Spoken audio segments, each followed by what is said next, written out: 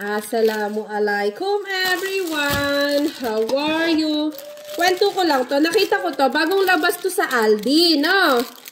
Ngayon, sabi ko sa aking asawa, baby, pwede ba nating bilihin to? Sabi nung asawa ko, ay bakit hindi? Alam ko naman na paborito mo ang chocolate. O, diba? Eh, di kumuha tayo ng dalawa, syempre. O, kaya tayo, pag maghahanap tayo ng partner, sisiguraduhin natin na hindi tayo magugutom at hindi tayo pababayaan. Diba? Kasi, kapag tayo nakakuha ng partner na hindi, irresponsable, ay tayo'y kawawa. Diba? Alam nyo. Kaya sa mga batang, sa mga dalaga na wala pang asawa or kinakasama, be wise. Tandaan nyo yan. Para kapag kapag kayo ay nagkaanak or nagsama kayong dalawa, alam nyo sa sarili nyo na hindi kayo magugutom. Kasi ang nakuha nyong asawa ay responsable. Kaya isipin nyo kung kanino kayo sasama. Isipin nyo kung kanina kayo, diba, alam nyo na. Kasi kapag ganyan lang, tapos nabuntis kayo, kawawa din, di ba? Magugutom kayo, magugutom rin yung anak nyo. Kaya, sa payong, payong sa mga kababaihan na tulad ko. Kasi alam nyo ba, napakahirap talaga ng buhay. Kaya, kailangan, kahit matagalan mo kayo mag-asawa, wag puso lagi ang iniisip, tandaan nyo. Wag puso.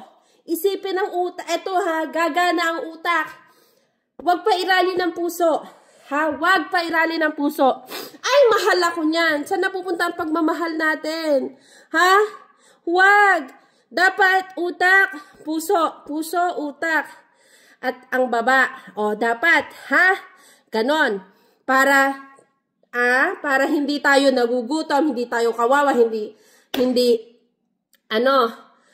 tayo nai-stress. Alam nyo kasi may stress sa babae yan pag wala tayong, yung asawa natin, irresponsable, walang trabaho, lahat na nasa kanya. Ano pa ang natin?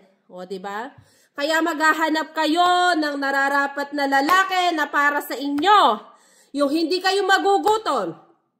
Ganon, yung iisipin nyo na ayokong manghingi ng tulong sa iba. Gusto ko kaming dalawa lang ng aking asawa o ng aking kinakasama ang nakakaalam ng problema namin. Ganon. Ha?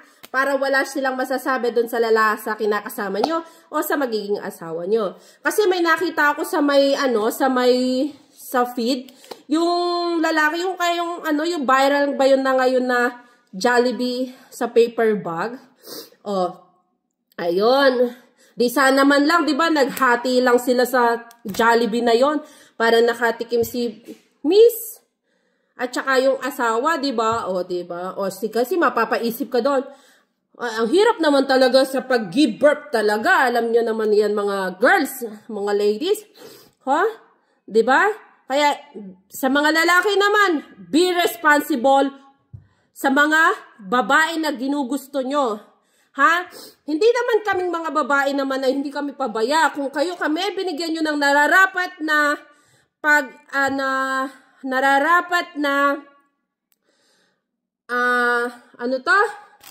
hindi nyo kami stress, ay ibabalik din naman namin sa inyo yon. Ano ba kayo?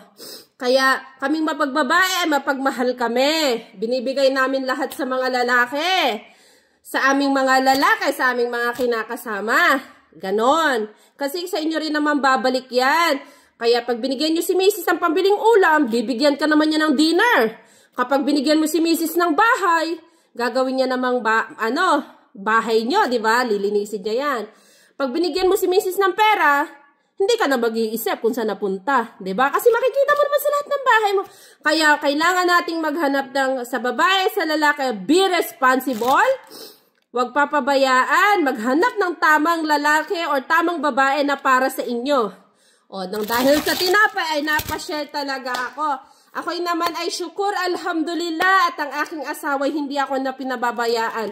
Kami ng aking asawa ay 9 years na. Syukur, alhamdulillah, kami ng aking asawa. Napashare lang ako, ha? Kaya, be responsible. Sa mga girls, wag lagi tayong bigay ng bigay ang ating katawan. Ha? Tandaan nyo. Wag. Ha? Kung maaari, maghanap tayo ng nararapat para sa atin. Ha? Wag nating pahirapin. Kasi mahirap na pag tayo may anak na. Mahirap na talagang kumilos. Tapos yung asawa mo pa yung napakabatugan. Ay, talaga naman. Siya, hanggang dito na lang ang ating real talk, ha? Sana may natutunan kayo. Yun lang. Assalamualaikum. Jazakur khairan. Bye!